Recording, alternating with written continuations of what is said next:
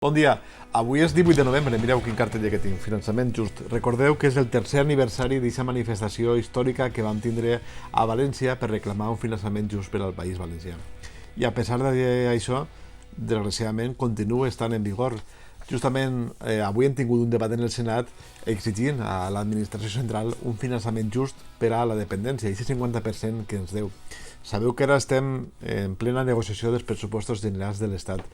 Segurament, si eres un càrrec de Compromís, t'haurà plegat un formulari, si no, te convidem a que entres en les xarxes de Compromís Senat i veuràs el formulari per a poder fer esmenes als pressupostos generals de l'Estat per a l'any que ve.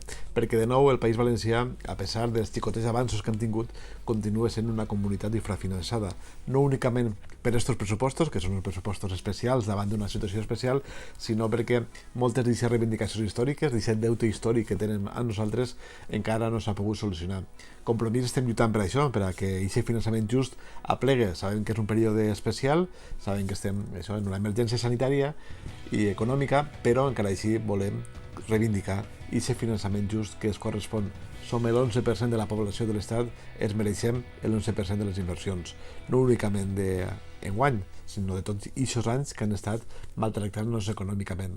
Per això t'animeu a que entres en les nostres xarxes, Compromís Senat, busques l'enllaç per a fer les teues aportacions per a intentar també en la negociació d'aquests pressupostos un finançament just. Adeu!